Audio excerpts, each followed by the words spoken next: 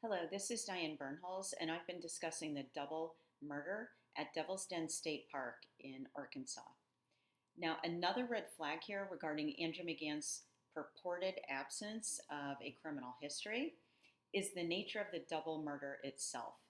It was completely unprovoked and committed against the most innocuous of victims, a mom and dad who were out for a hike with their two young daughters just on a weekend day in an Arkansas state park. Law enforcement believes that McGann went into that state park planning to commit a murder.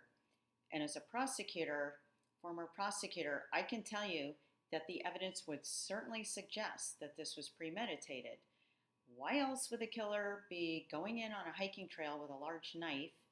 And equally troubling, why on earth was McGann's license plate covered with duct tape while it was parked at that state park?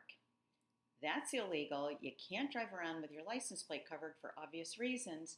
What possible innocent explanation can there be for that? After passing other hikers and leaving them feel disconcerted by what they called his death stare, the police say the McGann then zeroed in on the Brink family, choosing to attack the dad first. Forensic psychiatrists and FBI profilers often talk about how a serial killer's criminal tendencies tend to escalate over time. What might start out in earlier years, say as the crime of cruelty against animals, may escalate into the crime of assault or sexual assault against people, and then may escalate again over time into murder. So, what do you think?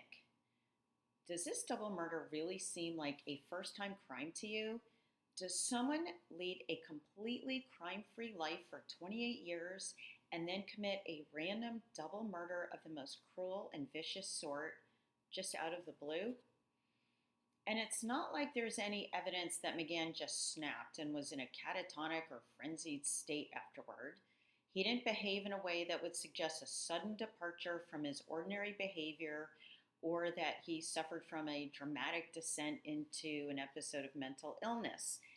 This killer drove away from the crime scene and then went about his business. In fact, McGann was sitting in a salon chair a few days after the double murder, getting his hair cut, and that's what he was doing when he was arrested. I'll be very interested to see whether law enforcement can turn up any evidence of any previous criminal history by this defendant, perhaps in one of the other states that he's lived in. Now, according to a recent article by the New York Post, there actually is some evidence of a disturbing past. A father whose son was in McGann's fourth grade class in 2023, when McGann was living and teaching elementary school in Texas, that dad came forward and said the McGann would usually be surrounded by kids, especially little girls, and would tickle and ask girls to sit on his lap. Now keep in mind that the family that was attacked at Devil's Den State Park had their two young daughters, ages 7 and 9, with them, and they survived.